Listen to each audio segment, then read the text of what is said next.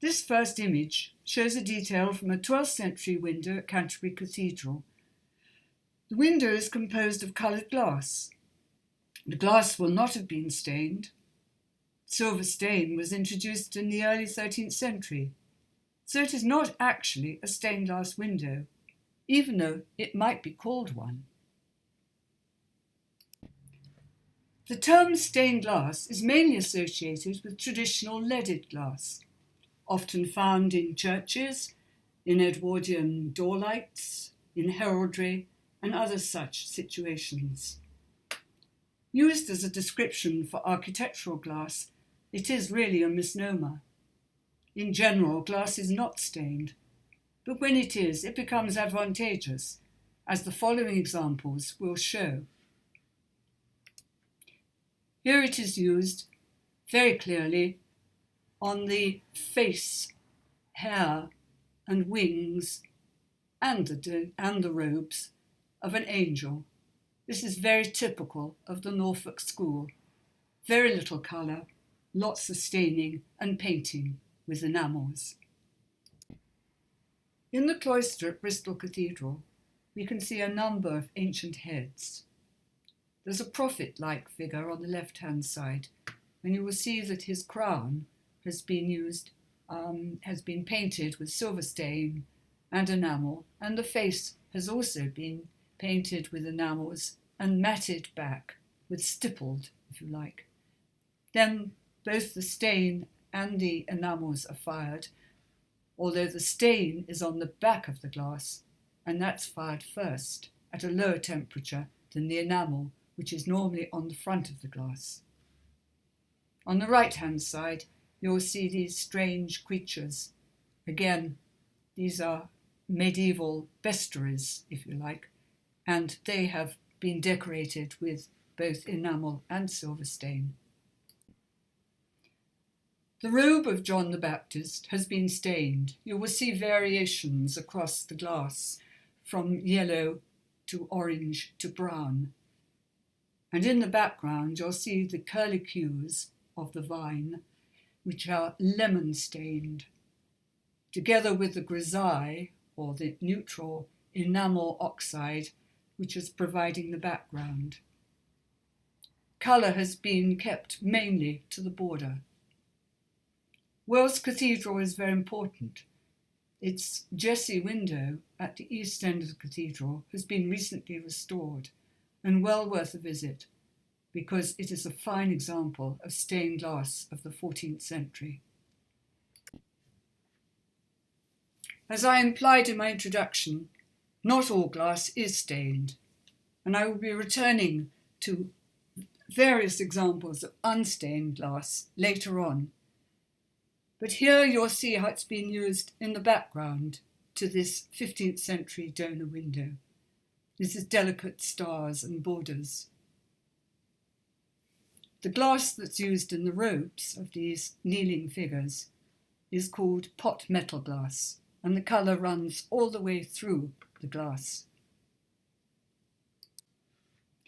The smashing of religious images, the iconoclasm that took place in the 16th century, did not affect the wonderful stained glass windows of Fairford.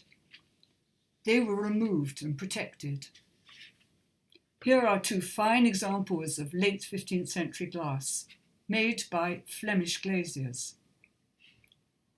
Stain has been used in the architectural detail in the upper parts of the windows. The elaborate use of staining is typical of Victorian and Edwardian windows. Here you will see that a large percentage of the glass has been stained, providing a very lustrous effect. Note that the number of containing leads has been reduced.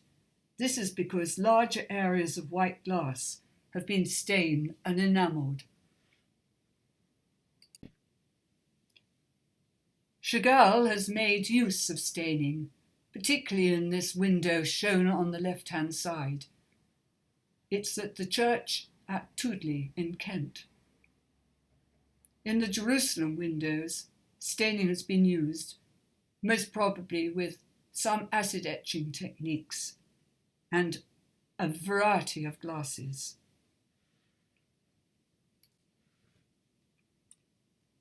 Tom Denny is a well-regarded and well-known contemporary stained glass artist. His work can be seen in many English cathedrals. He often uses stained glass techniques, but mainly acid etching techniques. Here you will see some early work where staining has been used to great effect.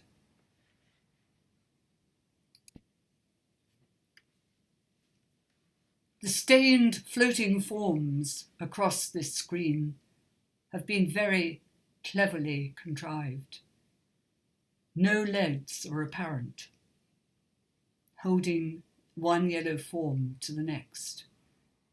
It may be that they've been stained onto a clear glass background, but perhaps the red string-like form has actually been leaded. What do you think? The Irish stained glass artist, Harry Clarke, was also an illustrator, and all his work was richly detailed. He used many glass techniques to the full, as illustrated here: staining, enamelling, etching, and plating, whereby he put two pieces of glass into one containing lead. His windows can also be seen in Cork at the Honan Chapel, and this is well worth a visit. I must be brief, but I would like just to show you how the glass material is actually produced and how I then applied various techniques for making my stained glass windows. The supply of glass material is all important to the artist. It affects the design. We have to know what is available. When I began, there was Hartley wood glass from Sunderland. There was a range of pot metal, streaky, and flashed glasses. Sadly, that factory closed in the mid-1980s. But at English Antique Glass near Birmingham, small amounts of mouth-blown glass are still available. Here you will see the glass blower dipping his pipe into the molten glass. He will blow and expand the bubble into a cylindrical form, which is then incised, flattened, and annealed in a huge kiln. Various metallic oxides are used to colour the glass in its molten state. And here you will see me proudly taking away one of the beautiful sheets of antique glass, as it's known. I always test stains on various glasses that I have in stock. A lot will depend on the quality of the stain, on the type of glass, and on the firing temperature and how long you leave the glass in the kiln for. On the right-hand side, you will see cullet, that is, leftover glass from the various projects that I've been involved with. I always keep a sample of these. In the middle, you'll see a red glass that's been acid etched with hydrofluoric acid, and that allows 4 variations of red. Below that, there's a pink glass with a sort of reverse horseshoe, and that's an old Sunderland piece of glass. Next to that is a yellow pot metal glass and a blue pot metal glass. And at the bottom right, you'll see I've enamelled onto some lemony coloured glass. So there's a lot of choice there.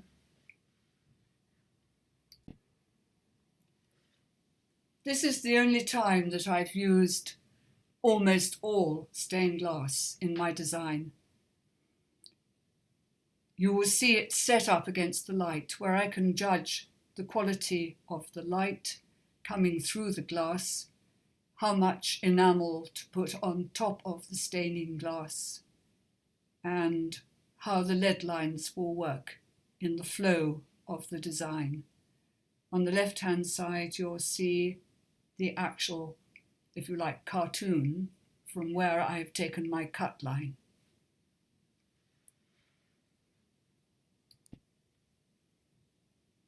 Here you will see the completed stained glass window in situ.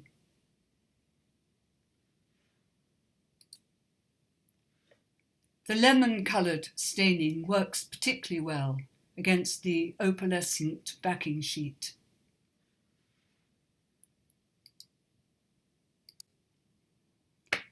The following 4 slides will show how I made the window for this church at Helstock, Dorset, known as the Bell Ringers window because of its theme. I think that these slides should be self-explanatory. Silver stain has only been used for the borders and for the chalice in the quatrefoil. This first image shows a detail from a 12th century window at Canterbury Cathedral. The window is composed of coloured glass. The glass will not have been stained.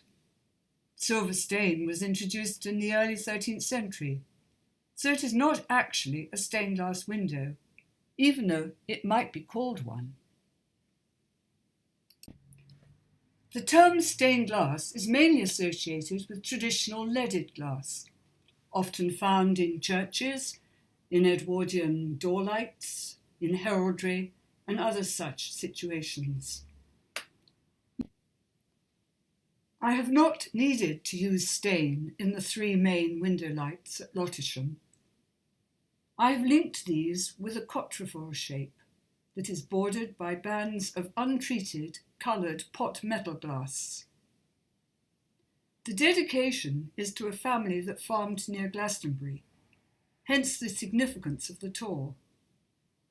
I chose to use clear, rheumy glass for a background, so that the actual Glastonbury tour might be spied in the distance. The influence of post-war German glass design is very apparent in Mark Angus's work, as it was for those studying at Swansea School of Art and Design in the 1980s. This Millennium window at Frome shows the use of a split lead line glued to the glass. This is a tricky technique, but it does allow for a dynamic design. The following images illustrate the possibilities of glass, that it can be used in all sorts of situations. Most of this work has been done by me over the years, using different techniques, some of which I've already explained.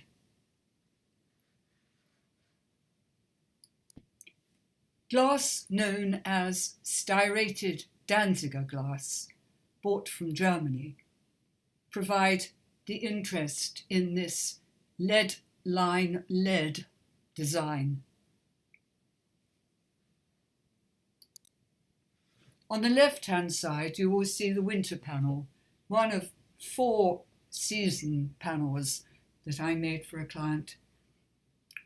I've used textured glass, and the glass has been enamelled and fired in the kiln. On the right-hand side, these double doors show flowers and leaf forms, and these have also been leaded together, but no stain has been used in either designs. This client did not require lead. In fact, he wanted a flow of watery forms. So I used lovely English antique glass and laminated it onto clear glass backing sheets.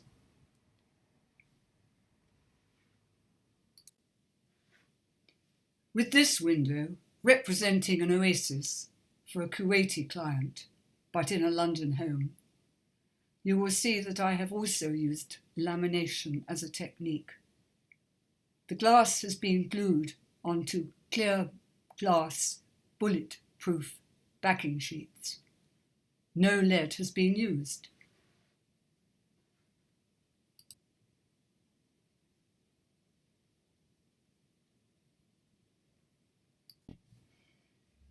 This is yellow glass, not stained. There are 3 curved windows onto this staircase that leads up to a private library in a new build attached to a house in Wimbledon. This is one of 3 screens that I designed for the Lloyd's TSB headquarters in Lombard Street, London. The headquarters have been moved to new premises, together with 2 of the screens. You will see that the glass has a repeating pattern with a reversal at either end. A repeating cut line makes for an economical design. Most of this glass is made from pot metal colours and machine-made textured glass. None of it is stained.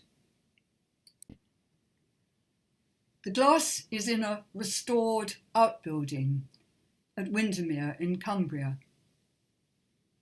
You will see the details on the right-hand side. There is a boat that the family built, and below, a couple of Herdwick sheep.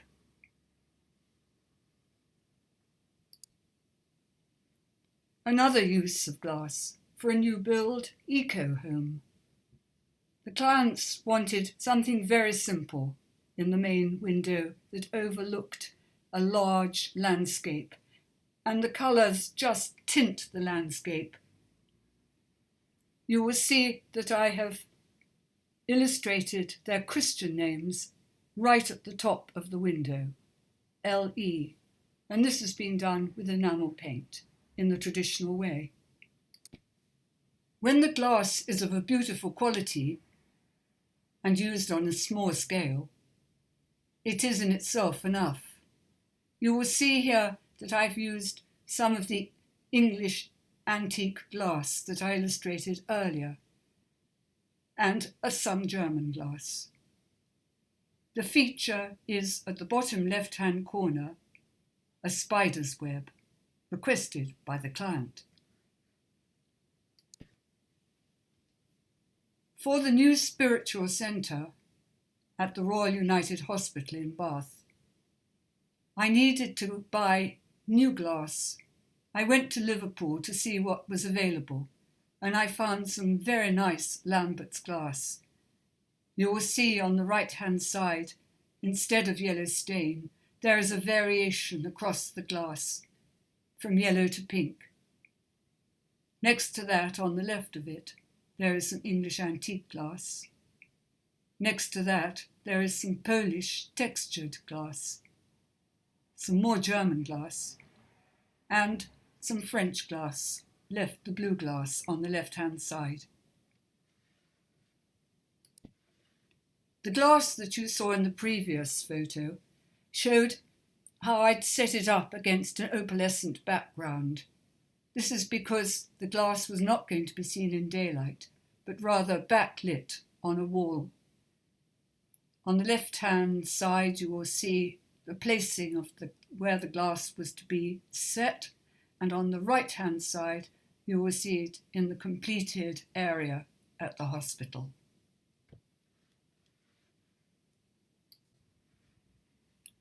Here you will see the completed light box with the title Reaching Out. For this spiritual care centre, it's a multi-faith centre, and the table can act as an altar or simply for putting various needs, attributes for religion's purposes, or simply candles for contemplation and quietness.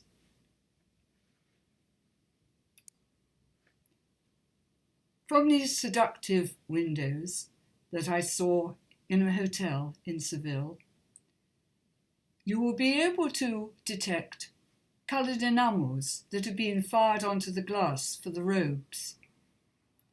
The green-grey tinted glass on the right-hand figure has been detailed with black enamel. The blue glass has been acid-etched, and the glass that is acting as borders has been silver-stained.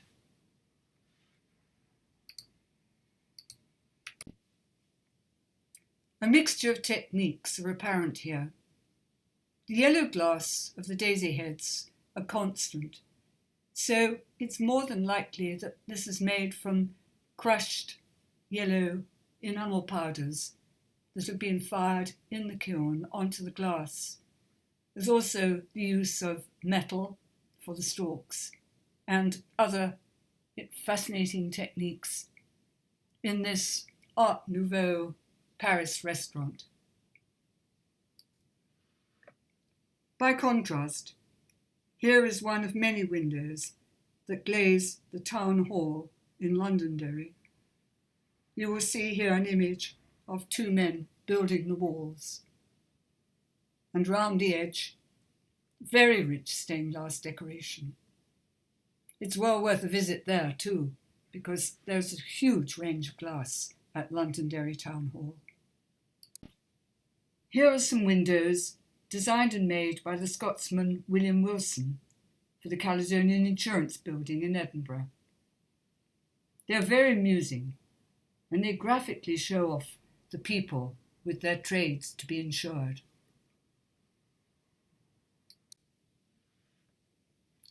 A talented and dynamic glass artist called Mel Howes designed and made this window for the Butcher's Company. She must have presented a cartoon before actually making the window, so one can only imagine that the butchers had a hand in what was produced. David Pearl studied at the Swansea College of Art and has done a fair amount in this country, but now he returned to his native Canada, where he's been working with Protoglass, an English company, on very large projects, such as this 90 square metre curtain walling. The enamels have been fired onto huge glass backing sheets and assembled in this station area.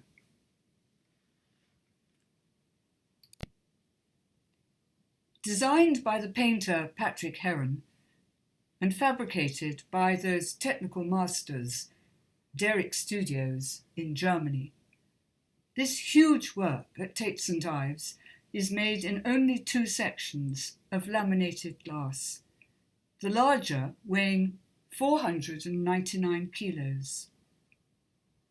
This, and Graham Jones's work on the left, shows the painterly possibilities for contemporary glass. These panels show up-to-date design possibilities. The work for the hydrotherapy pool at the Royal United Hospital was designed and made by Christopher Tipping with Protoglass Studios. These are double glazed units having the artwork printed using digital and silkscreen methods with ceramic colour fired onto the glass in the kiln. Acid etching and sandblasting has also been involved.